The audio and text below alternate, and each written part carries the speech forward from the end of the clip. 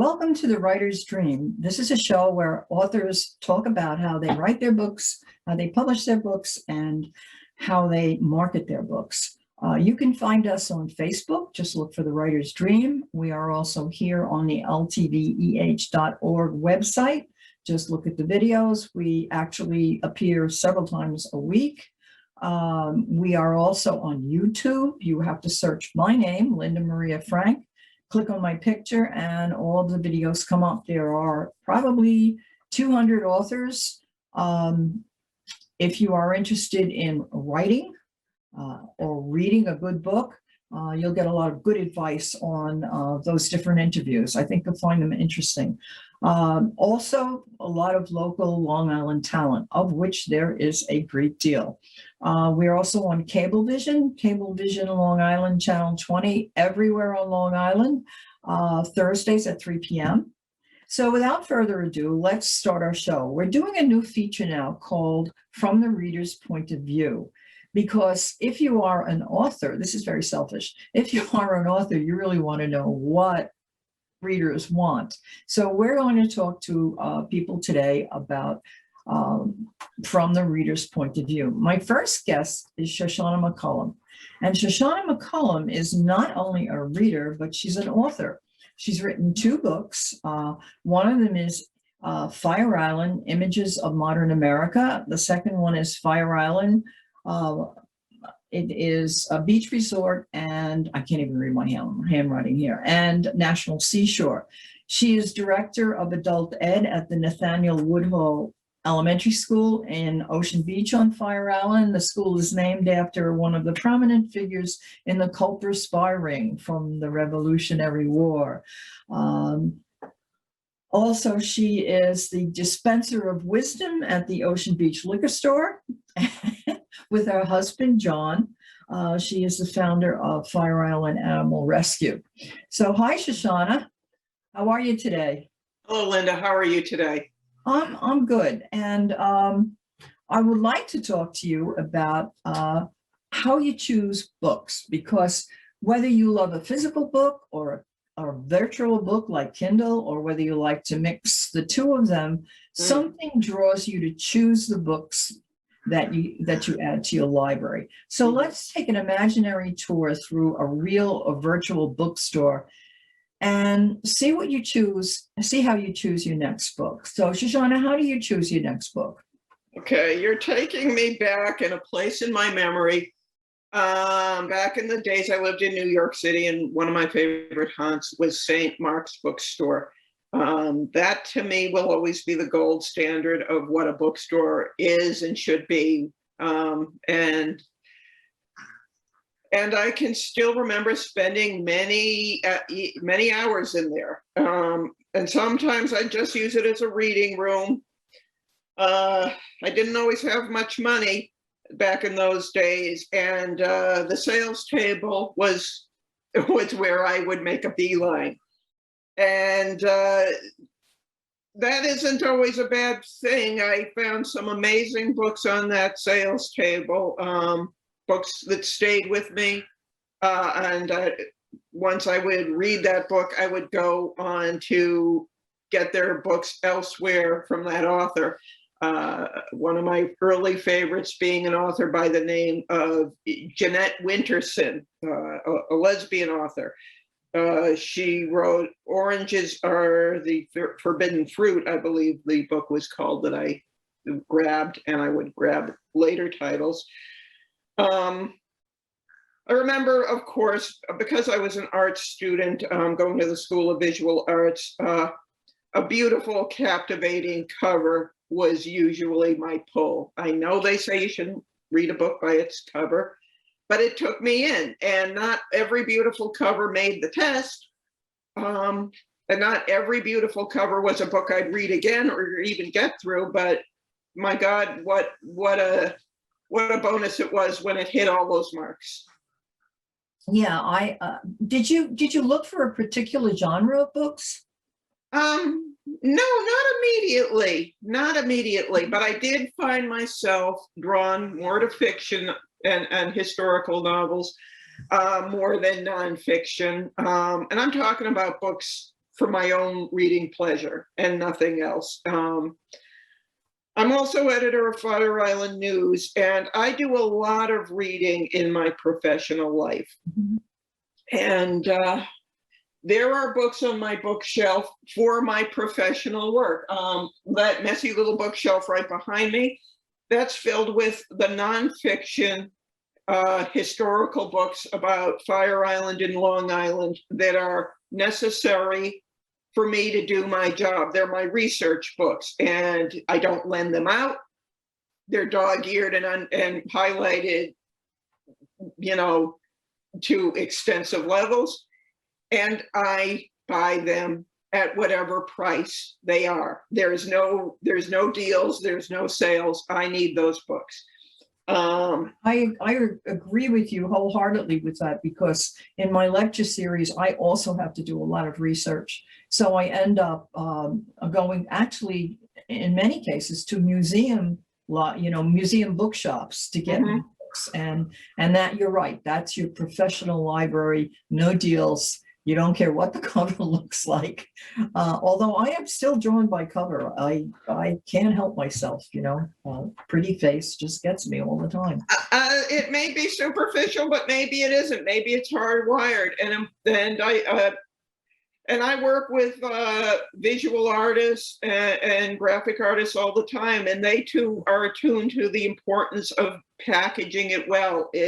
It's going to be the difference between whether something good is latched onto or passed by for something else. And of course, yes, I don't, the little blurbs in the front after I pick up the book, the blurb has to sell the argument to me. I'm not just going to pick up a book with a flower on it and say, oh, I want this. There's got to be something. You have to go further than the beautiful cover, correct? Yes. Yeah. Yes. I'm sorry, do you have a favorite author? I have a lot of favorite authors. Yeah, that's the problem. I did, because my memory is terrible, and I'm home, I pulled out, whenever I now have books that stayed with me, there's a little feature on Facebook, the books you like, and I keep them there so I can refer to them so I don't forget the titles anymore. So I've got a number, David Liss, The Coffee Trader. That is a book I found in the bin, the library discard bin at Fire Island School. That was a historical novel of commodities trading in the Netherlands back in the 18th century. You wouldn't think that was a book you couldn't put down, but it was. Those books you just, every day you gotta go, you gotta finish it. Mm-hmm. That is one. Then I would later read another book of his, Day of Atonement. Let's see, I said Jeanette Winterson. Sexing with Cherry was another important book. Oh, Paul Astor. Paul Astor was a author I've picked up on and off through my young adulthood to my mature adulthood. So just to get back to how you pick the book, once you find the cover and the author that you love, you first discover these authors. What is it about the book besides the cover that draws you into the story? Sure you buy or pick up the book. Well, if I've got to read, I've got to go in a chapter or two, and if it doesn't stay, if I can't be motivated to pick up the book anymore, the author's words are in the end going to sell me. Most of the authors I find have a beautiful prose to how they read. They tell a compelling story. Okay. Those are the things I want in a book, and I want my mind to go somewhere else. I want to be taken somewhere else. I want to be transported to their world that time. I hear you, and you are you are a real book person because you go to the heart of the matter. You don't read the blurb, you don't read the author's biography, you go right to the writing. And I think that's so important because I feel the same way. If the book doesn't capture me in the first chapter, I have a difficult time picking it back up. Also, what happens with me, and because of my lifestyle, is I end up with audiobooks often. And it's lots of times the reader who pulls me in. So, but again, I mean, you're getting to the heart of the matter of writing style, plot. You want a good story. And I am a firm believer that writers are really storytellers. I mean, fiction writers are storytellers. You have to have a good story. You know, even nonfiction writers, when I talk about my Fire Island histories, some do it so well by how they deliver it. That is important. Whatever you're doing, always craft what you do well. Fiction, nonfiction, it's so important to have that artistry in there. And you said something I think very important in your last sentence was, and now I forgot what it was. What makes the plot compelling? I think it's going to be different for everybody. And I think you have to maybe identify a little of it with your own world. Many of the authors I pick up are women, and the female voice is a voice that can resonate with me. They're not exclusively women, of course. Sometimes it's a historical period I'm curious about. A lot of those, for lack of a better word, chick novels like The Red Tent, that was set in biblical times. It was a very enigmatic, rich period of time to draw a historical novel from. My religion, David Liss writes about Jewish history, and that is, that is something that I identify with. Right. And sometimes it's about something completely different. Let's go to Emily Bronte's Wuthering Heights, which will always be one of my favorite books.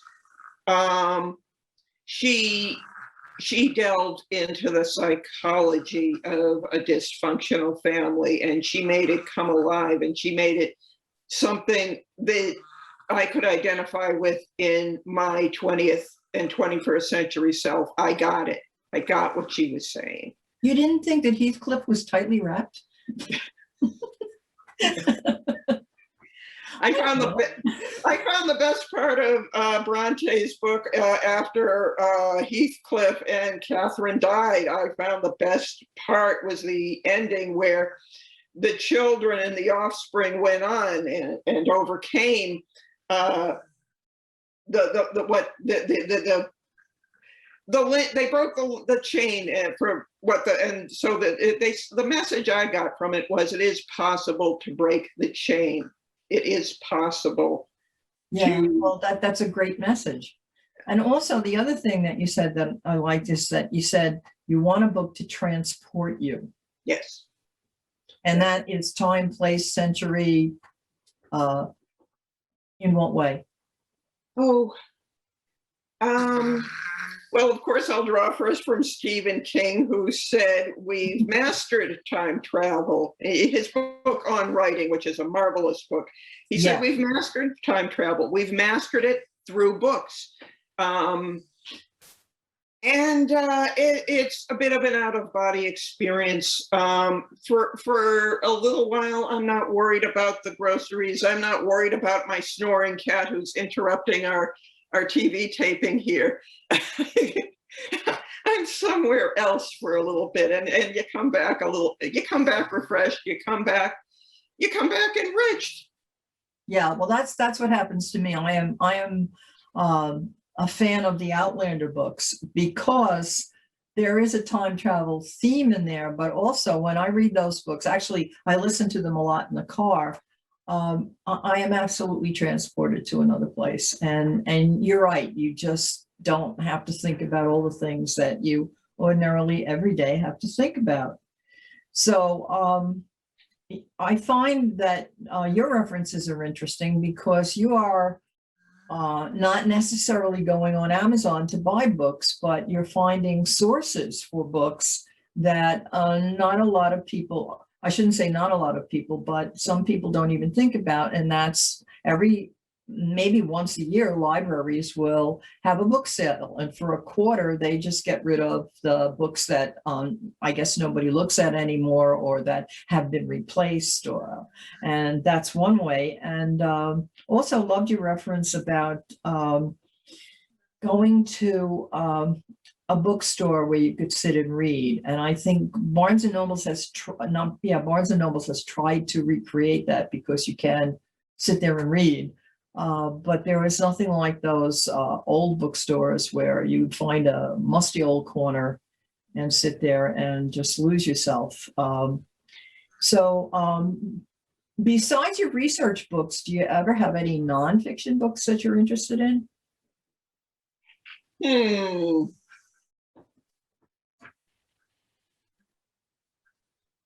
Looking at all of I'm a big fiction lover, but it's not. Sometimes it's current fiction. Sometimes it's the classics. I am a big believer in the classics. I was not. Classics.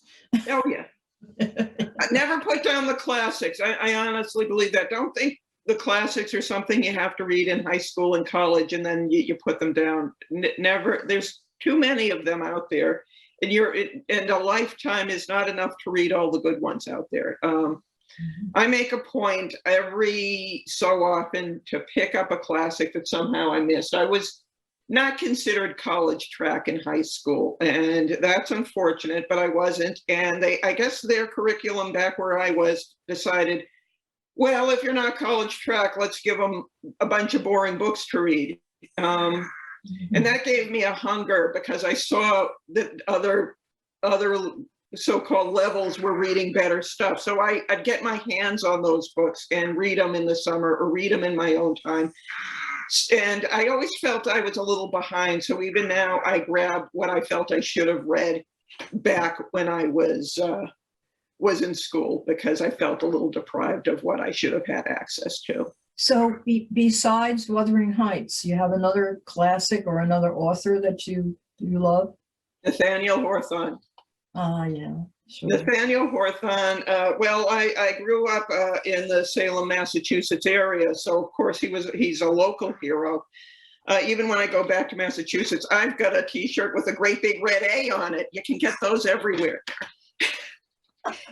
Now, of course, I read The Scarlet Letter when I was in my early 20s. And of course, that's a book with a big message. And I had seen, many TV renditions of it. I saw a really beyond terrible movie version of it, which probably is the worst movie I ever saw in my life. It has Demi Moore and Gary Oldman. You'd think it was a good book, but it was a good movie, but it was the worst movie I ever saw.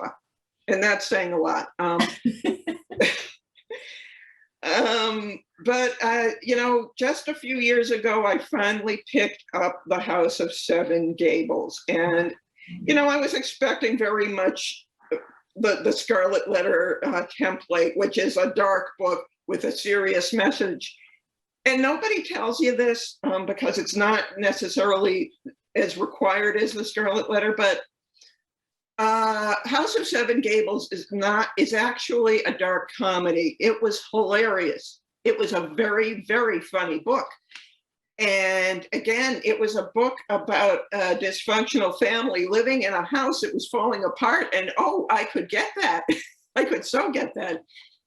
If you like that theme, I suggest a book to you. It's a modern book. It's Barbara Kingsolver, who's one of my favorite current authors, and it's called Unsheltered.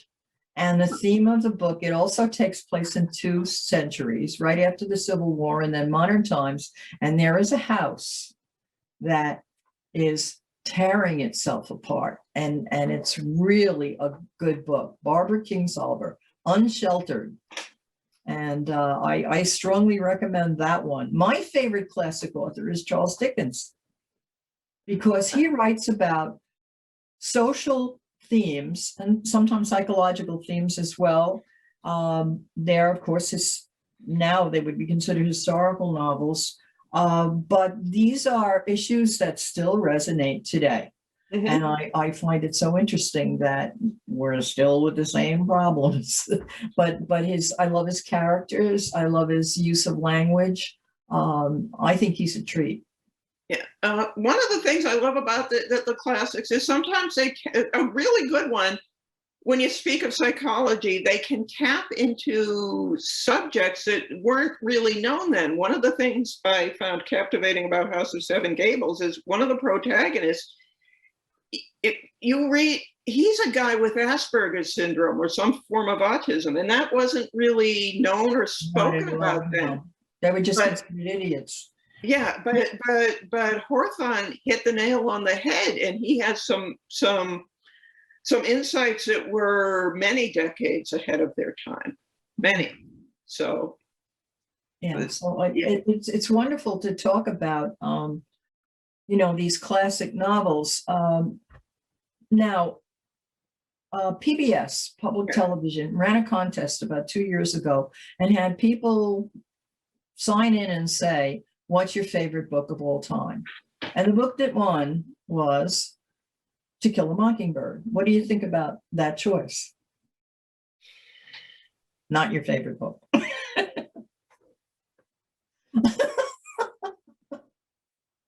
Oh, that's funny.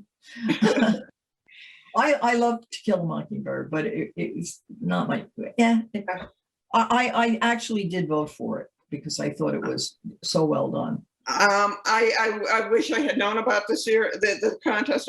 I would have been interested to see how I voted. I don't know how I would have voted. And some of the things I've read, maybe they were my favorite. Winsburg, Ohio by Sherwood Anderson is one of the few books I deliberately read twice and more, because every time I read it, I saw something new. And I don't know why. I can't put my finger on it to this day.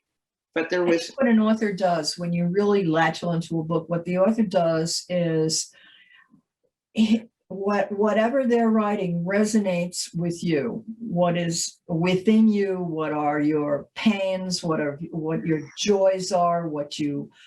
How you see the world. I think your favorite author and your favorite book somehow resonates that way. It opens up the way you think about things, because sometimes the way you think about things, you can't really express them. But when you find a book and it resonates with you, it helps you to, it helps you to then communicate what you're feeling, what your ideas are.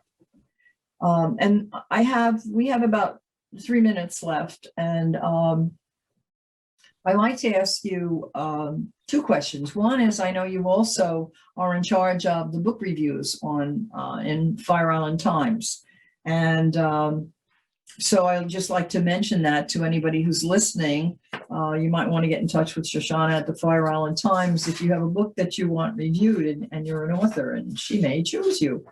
The other question I have is, do you have any plans to write a nonfiction book?